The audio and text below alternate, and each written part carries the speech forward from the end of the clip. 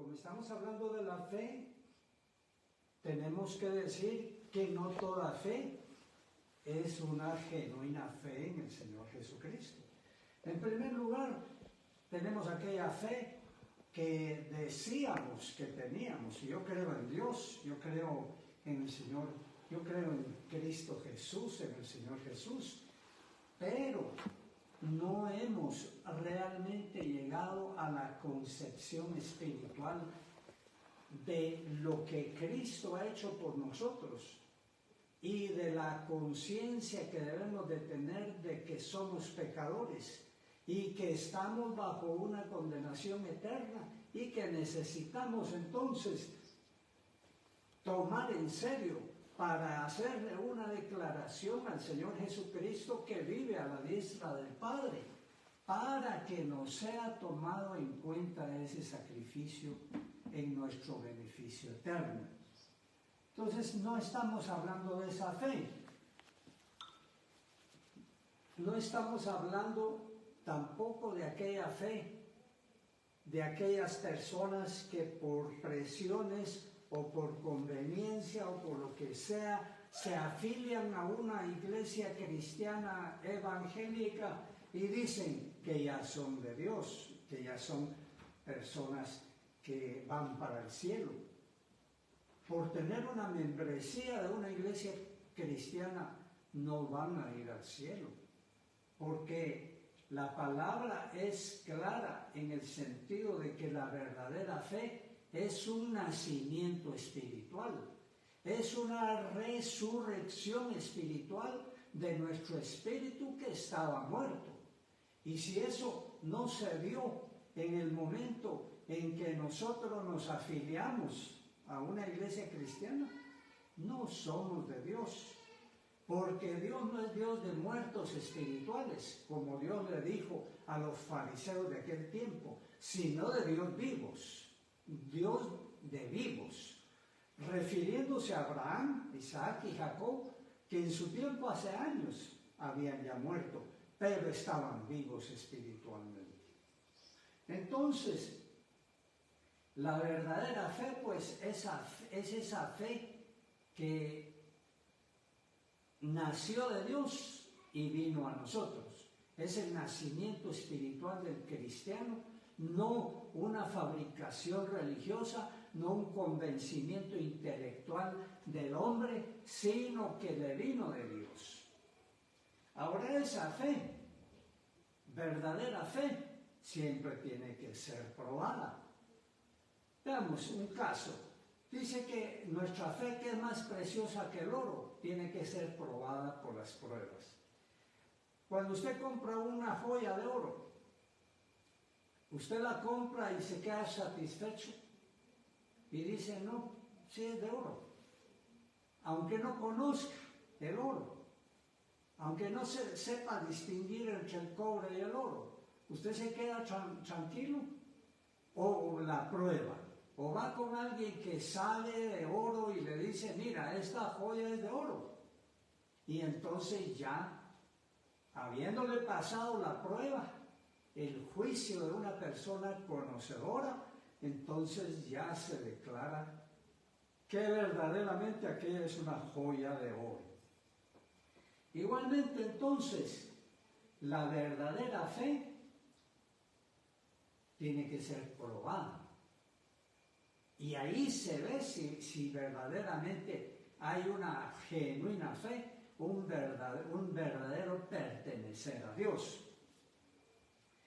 Entonces leamos el capítulo 2 y el verso 21, para ya especificar a qué nos estamos refiriendo. Dice, pues para esto fuimos llamados, porque también Cristo padeció por nosotros, dejándonos ejemplo, para que sigamos sus pisadas, el cual, hablando de Cristo, no hizo pecado ni se halló engaño en su boca. Como ejemplo, pues, de Él. Entonces nosotros, con nuestra vida nueva, comenzamos a testificar de nuestra genuina fe. Si vivimos como antes, si hacemos las mismas cosas que antes, y pensamos igual y guardamos los mismos sentimientos pasionales en nuestro corazón como antes, ¿dónde está el testimonio? Si nuestra fe no está pasando la prueba. Nosotros deberíamos de ser los más interesados en investigar, en probar nuestra fe. Y si vemos que no estamos dando frutos de justicia, vemos que nuestro caminar no es espiritual, sino que nuestra vida siempre sigue siendo carnal, no deberíamos de engañarnos. Nosotros deberíamos de estar interesados en que alguien pruebe. ¿Y quién más sino Dios? Que pruebe nuestra vida para ver si realmente somos de Él. Continuemos para ver de qué se trata. Dice, quien cuando le maldecían no respondía con maldición. Es decir, el mundo, las otras personas, sobre todo las que no conocen a Dios, aunque muchas veces también las que realmente son cristianos pero andan carnalmente, van a maldecir. ¿No ha oído usted algún cristiano maldecir a otro cristiano? ¿No ha oído usted un cristiano hablando, levantando falsos de otro cristiano? ¿Qué tipo de fruto es ese? Inmediatamente podríamos nosotros argumentar en contra de nosotros mismos si esa es la vida que llevamos. Porque aquí claramente dice que el que tiene verdaderamente fe, como el Señor Jesucristo nos enseñó, cuando lo maldicen, Él no maldecía, sino que Él bendecía. Padre, perdónalos porque no saben lo que hacen. Fue su clamor en la cruz. Continuamos aquí. Dice, cuando padecía, no amenazaba. ¿Qué hace usted cuando alguien lo hace padecer? ¿Qué hago yo cuando alguien me hace sufrir? Amenazo. Que esto no se va a quedar así. Es que esto lo tienes que pagar.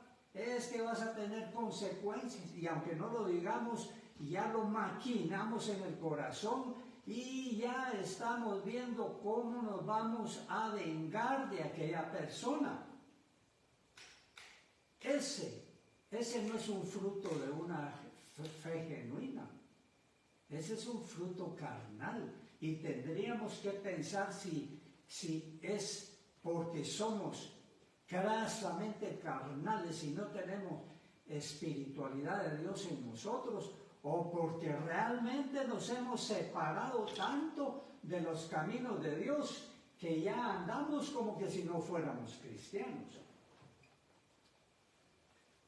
¿Qué hacía el Señor Jesucristo? Para que sea el ejemplo nuestro y que realmente veamos si nuestra fe está pasando la prueba día a día en nuestra vida cristiana. Porque esto es para cada día. Esto es para vivir diariamente y a cada momento.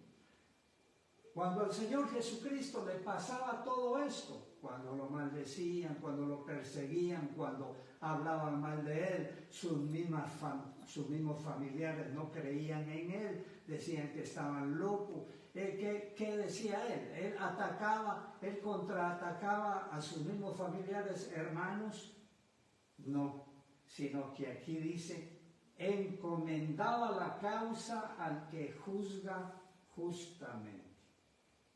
Eso es lo que nosotros deberíamos de hacer ante cualquier ataque, ante cualquier ingratitud, ante cualquier golpe, ofensa, ingratitud que otra persona haga contra nosotros. Deberíamos de encomendar la causa a Dios, sabiendo que Dios todo lo está viendo y que Él va a sacarnos a justicia, va a justificarnos si nosotros estamos en la verdad, en lo correcto, en lo justo.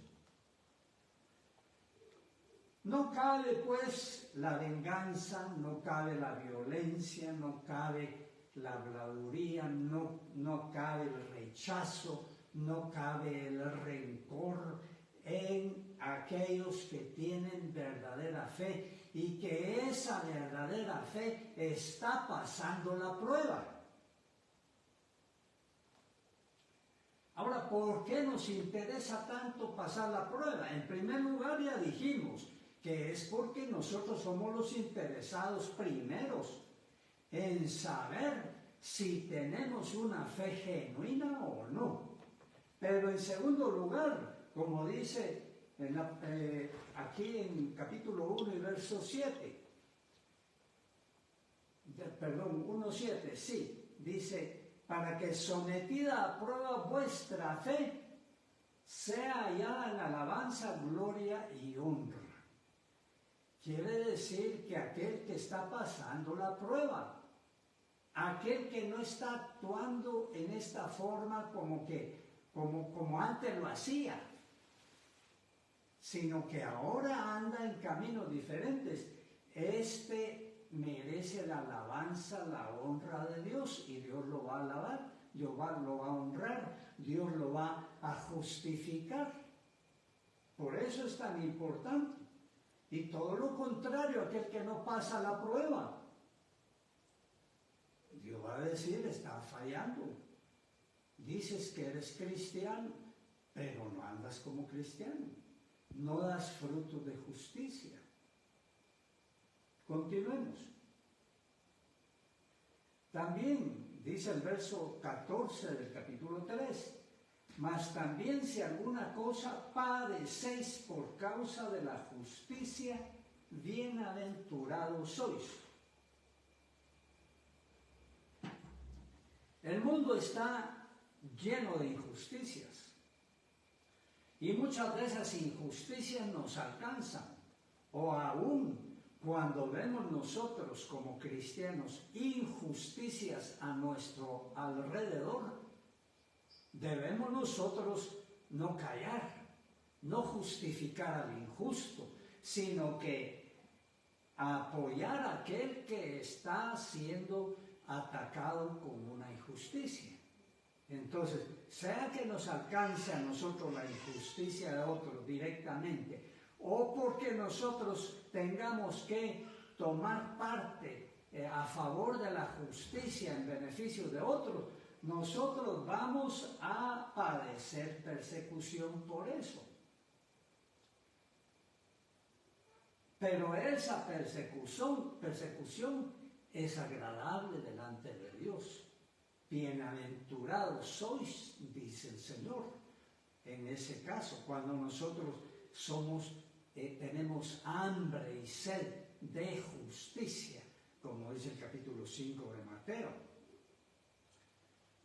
Ahora, si nosotros nos ponemos de acuerdo con el injusto o justificamos al injusto y más bien echamos leña al fuego cuando alguien está siendo atacado injustamente, ¿qué clase de fruto es eso? Y realmente tendremos fe genuina si estamos procediendo así. Continuemos. Dice en el capítulo 4, el verso 12.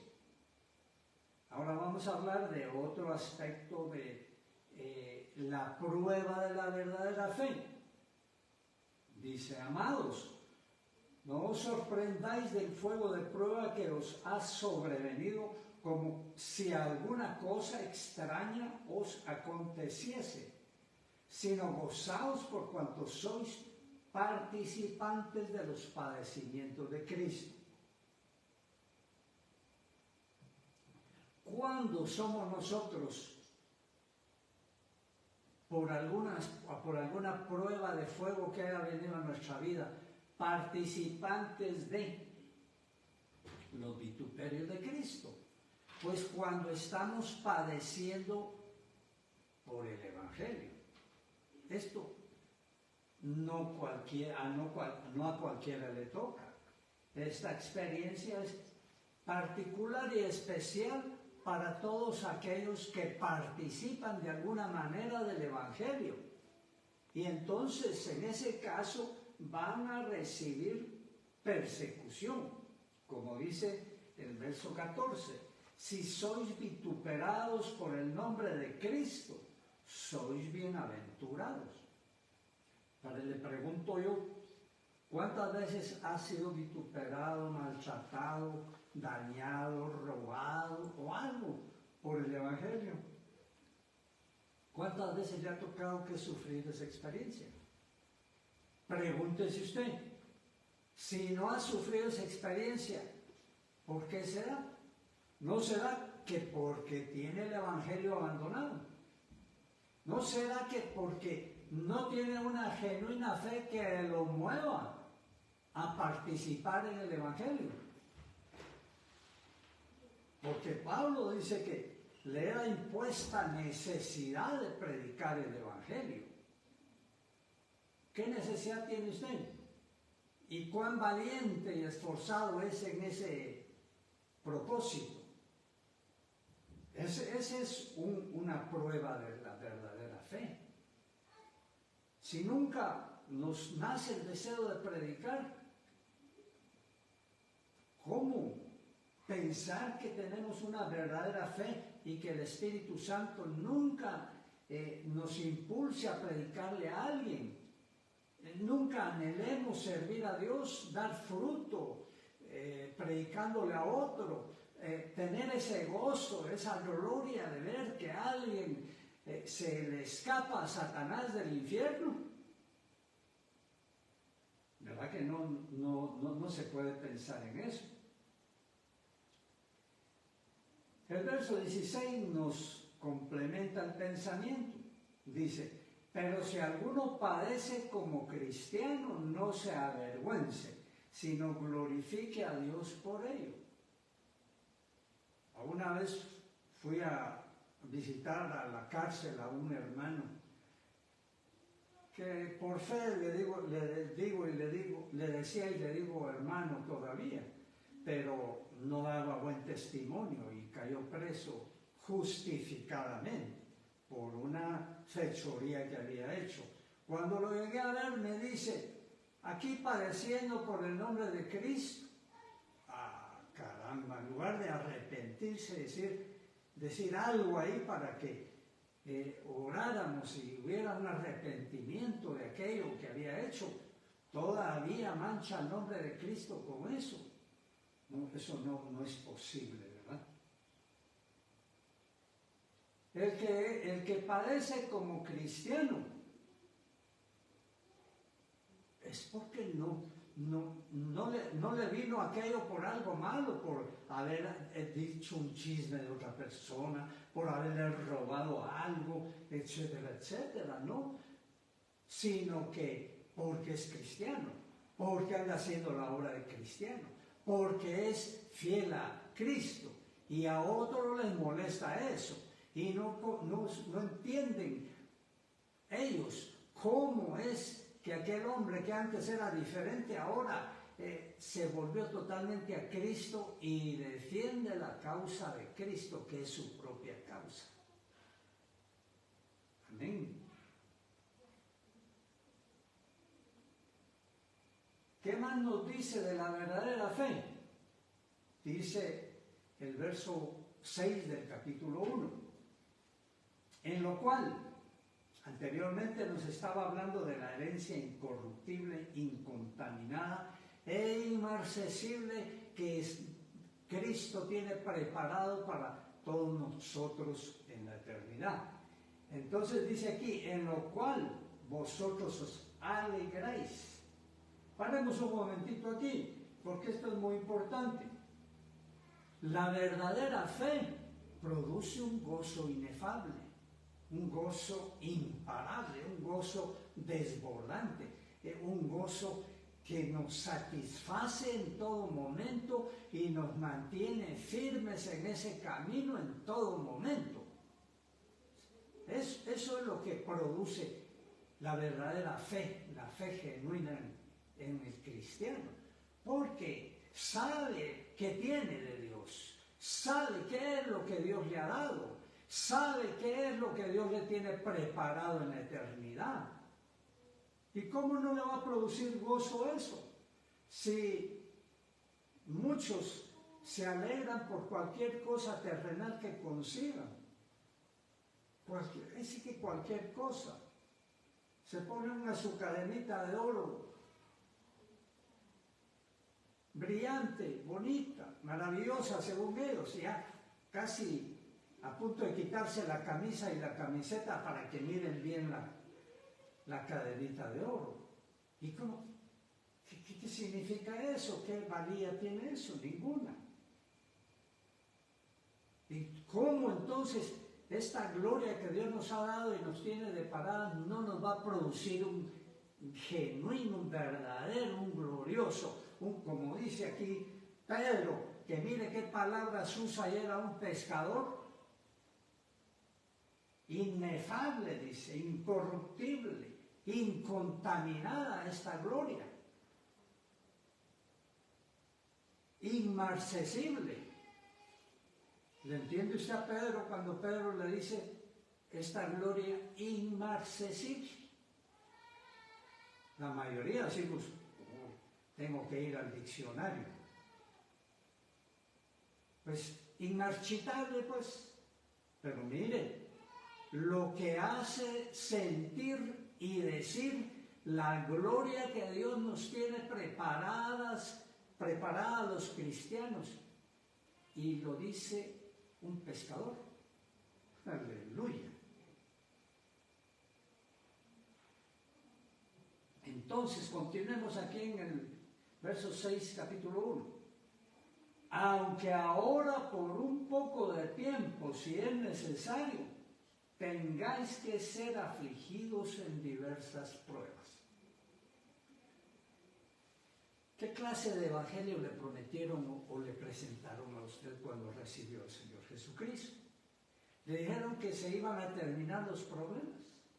Le dijeron que de ahí para adelante no iba a haber fracaso, derrota ni pérdida de nada, sino que todo iba a ser victoria y éxito.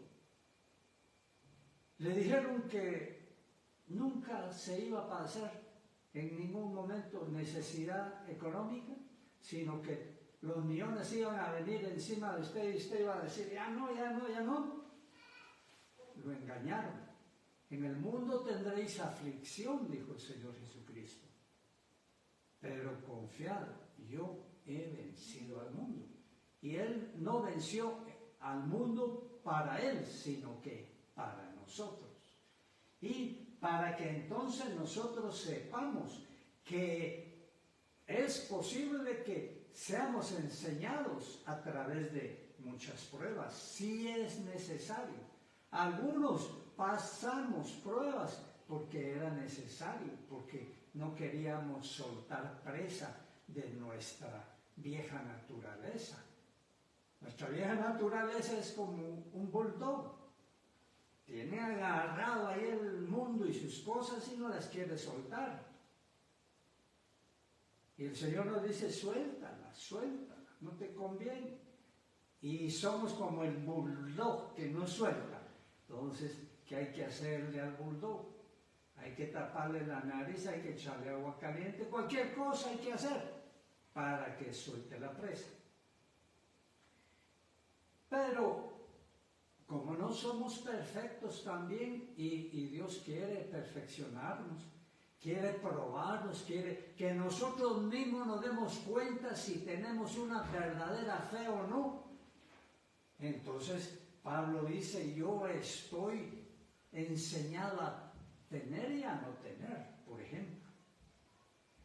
Entonces, ¿qué entiende usted por eso y qué entiendo yo? Pues que Pablo tuvo momentos en que no tenía. Y él aprendió en esos tiempos a no tener. Y que hubo tiempos en que tenía y entonces aprendió a administrar aquella abundancia que Dios le da. Porque tristemente ninguna de las dos cosas sabemos. Ni sabemos vivir estrechamente, ni sabemos vivir con abundancia, porque nos desbocamos. Entonces Dios nos tiene que enseñar a través de diversas pruebas.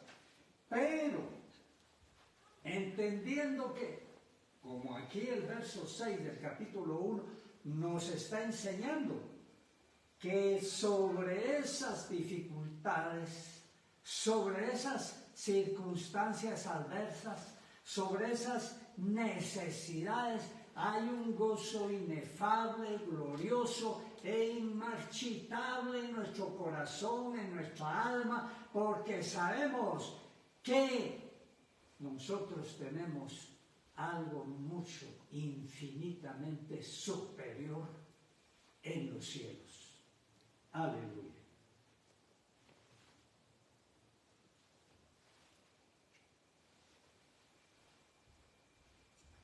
Entonces continuamos aquí. Versos 7, capítulo 5.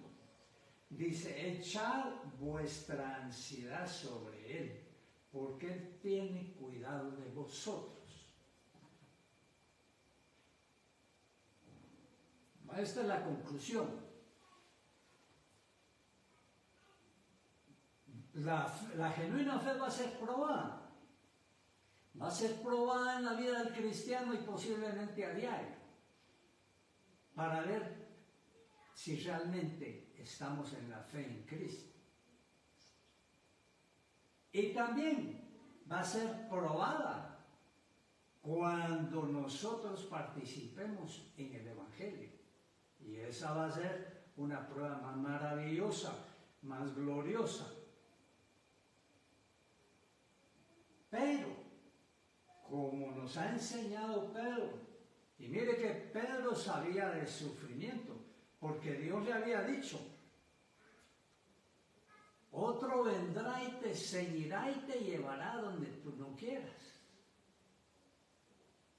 Refiriéndose a todo esto que estamos hablando, que él ya no iba a tener voluntad, que él ya no iba a decidir sobre su vida, sino que Cristo, según la vida que tenía definida o predeterminada desde antes de la fundación del mundo para él. Pero sobre todas esas cosas, dice aquí, echemos toda nuestra ansiedad sobre Él. Porque todas estas cosas, dificultades, necesidades, problemas, ataques, persecuciones, etcétera, etcétera, producen al hombre natural, al hombre carnal, al hombre que no conoce a Dios y al que está alejado de Dios, aunque lo conozca, le produce ansiedad, angustia, temores, aflicciones, etcétera, etcétera. Todo eso le produce. Y el que abriga todo eso en su corazón pierde el gozo, pierde la paz, pierde el reposo espiritual que Dios nos ha dado desde que nos metió al reposo eterno de su eternidad. Pierde la paz. Y Dios dice que no es así. Y Pedro nos lo está recalcando aquí. Que nosotros tenemos el recurso de echar nuestra ansiedad, angustia, temor, aflicción sobre Cristo. ¿Y qué va a pasar? Me preguntaría alguien. Pues lo que Cristo promete lo cumple. ¿Para qué la vamos a echar sobre Él toda esta aflicción y ansiedad? Para que ya no esté sobre nosotros naturalmente. Y eso es así, literalmente como Dios lo está prometiendo que sucede. A aquel que en el momento en que está en la aflicción, en la persecución, en el problema, en la necesidad, le entrega sus cargas a Cristo, Él se las quita en ese momento. Y le da y le renueva esa gloriosa paz y gozo que Él ha prometido. Porque Él ha dicho, tú guardarás en completa paz, y podríamos agregarle ahí, en completo gozo, a aquel cuyo pensamiento en ti persevera, porque en ti ha confiado. Ahí, en esas últimas letras, ha confiado, en ti ha confiado. Ahí está la clave de todo esto. Si dependiéramos de nosotros para nuestra vida terrenal, si dependiéramos de nosotros, de nuestra sabiduría, poder, recursos, etcétera, para enfrentar todas las cosas que pueden venir a nuestra vida, en la vida terrenal, estamos perdidos, estamos derrotados. Pero como es porque hemos confiado en Él y sabemos que Él tiene control de nuestra vida y sabemos que Él ha prometido también que todas las cosas ayudan a bien a aquellos que aman a Dios. Aleluya. Podemos reposar entonces, podemos estar tranquilos, pero antes, a través de todo esto, asegurémonos de esa fe genuina que Dios quiere dar a todo creyente. En el nombre de Cristo Jesús, continuemos en este estudio excelente de la primera carta de Pedro.